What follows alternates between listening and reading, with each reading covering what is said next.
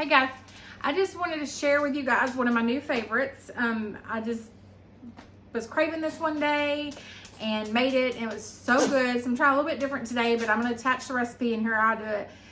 It's so good and it's so easy. So if you have a crab bowl and you have stuff left over, you can throw it all in one pot with this, or you can make it fresh. So I didn't have a crab bowl, shrimp bowl, whatever. So I am actually doing shrimp and sausage, and I'll have potatoes and some fresh corn. Things like that. So I'll show you guys how to make it. Super easy, great for winter time, great through the holidays, kind of break up the holiday cooking. Super simple. And like I said, some people like to do shrimp bowls and things like that for the holidays. So if you have leftovers, you can convert it into this super easy chowder. So I've kind of watched different people do it, and this is kind of my take on it. That's super easy. Not hard to get the ingredients. Like I said before, I kind of have a hard time getting, can't find fresh seafood and stuff like that a lot here. And if it's here, it's probably not fresh, but as close as it can be. We're in Tennessee, so it's not like we're right on the water. So anyways, it's super easy. Just kind of wanted to go over with y'all quick. My husband's out hunting. This is just something great for him to come home to whenever he wants to eat. It's here whenever he gets back. So I'm just gonna show you how to do it. Okay, so these are the ingredients that I use. Like I said, you can do this however you want to do it. So the only reason I'm using canned potatoes is I really don't feel like peeling potatoes today. And canned potatoes seem to hold up better in stews and things like that to me. So if you like the consistency, the ones that are in chowders and things like that, just the canned ones turn out better to me. So that's my opinion. You can use fresh, absolutely, if you have it. I had fresh, I just didn't feel like peeling them. So, because I'll be peeling them for the holidays and just didn't feel like peeling them. So anyways, so you just need some chicken stock, potatoes, some cheese. I'm just using cheddar cheese, but pepper jack cheese is awesome in this. Also, I just don't have any right now. And then I'm just using the shrimp ready to go. I'm using, and you can use fresh shrimp if you can get it, heavy whipping cream a little bit, and then we're using, this is kind of my favorite kind of sausage if you can find it. It's not in all the stores, but that's just the kind I like for these. And then if you don't, you just kielbasa, something like that.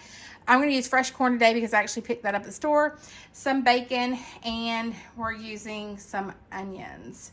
So I'll take the greens to top it with when it's done, but I'm going to use the white part of the onion for the cook in the stew. So, but that's pretty much the gist of the ingredients that I use.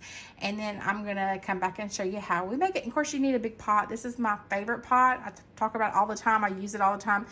Got it on Amazon. I'll try to find the link to attach that. I use it for canning. I use it for everything. I love that pot. Okay, so I put a stick of butter in here, and then I diced the red pepper, onion, and added that. And then I separated out my chives for the top, green onions, whatever you want to call them, for the top. And then, and I meant to mention earlier that, I'm not sure y'all saw it in the picture, but I used the Gold Base seasoning. I'll use some garlic, salt, and pepper. I use about the half of the package of bacon, and then we are going to turn this up. I am a one pot person. If you watch me cook, I love when you can cook everything in one pot.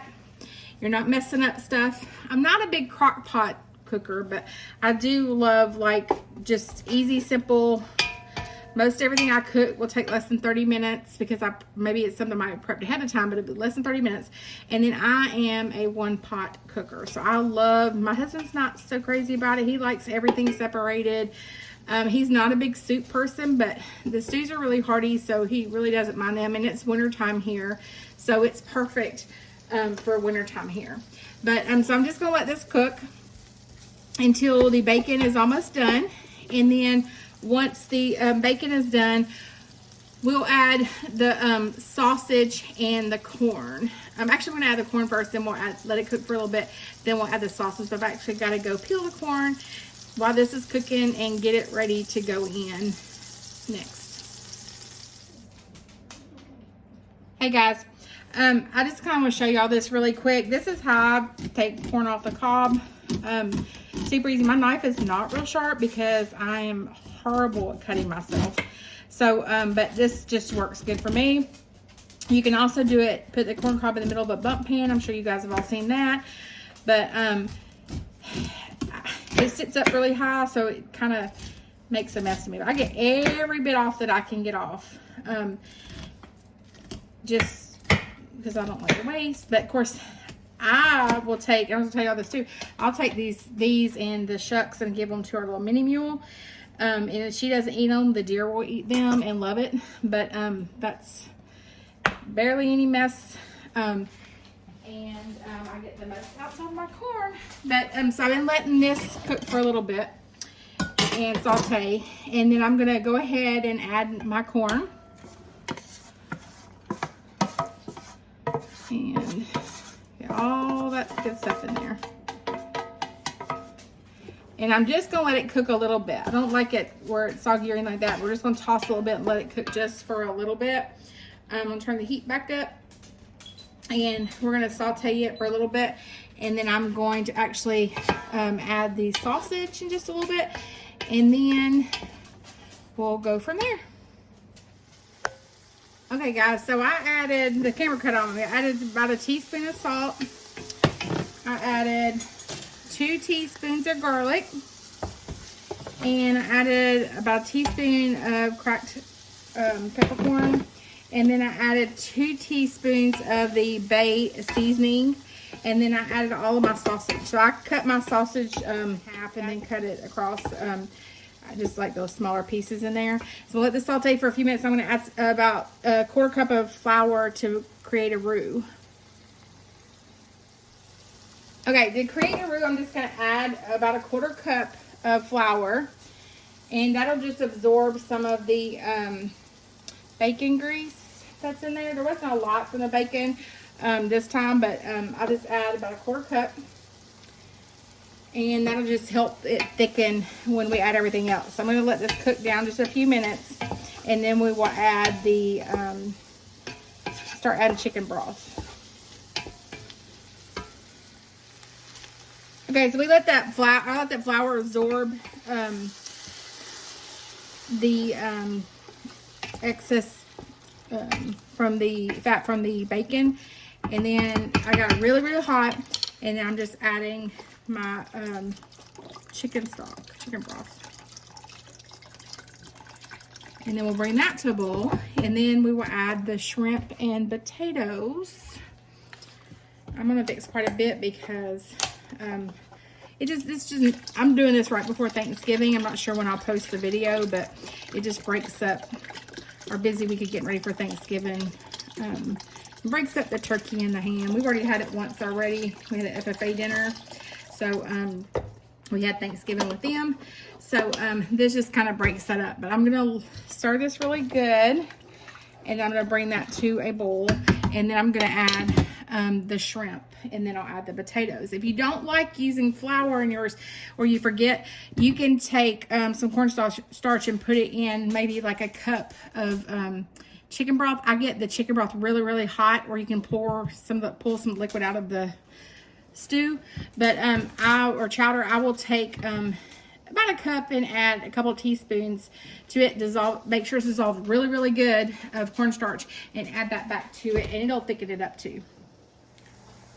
Okay, so I'm going to add a little bit of red pepper flakes. You can add it to taste. I usually add about a teaspoon. I just like the heat a little bit. It's not overwhelming. And then, of course, like I said before, I'm adding canned potatoes. You can do fresh potatoes. I just like these. They hold up a little bit better because they're cooked again.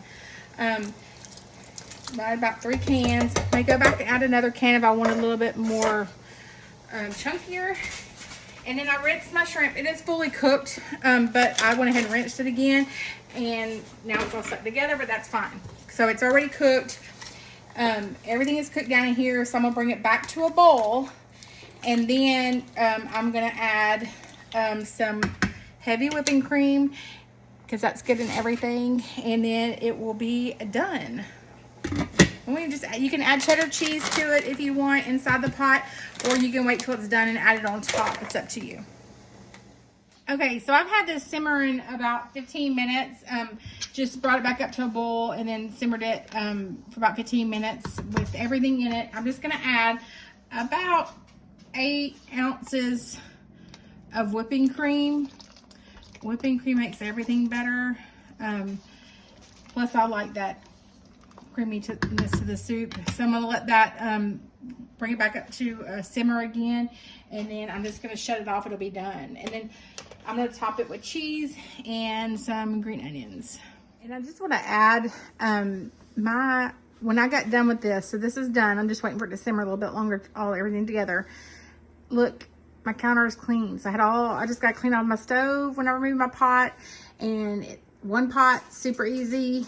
Once I add all the ingredients, wipe the counters down, washed a cutting board, a knife, and a strainer, and just rinsed everything I put in it, and there's just no mess. So that's awesome.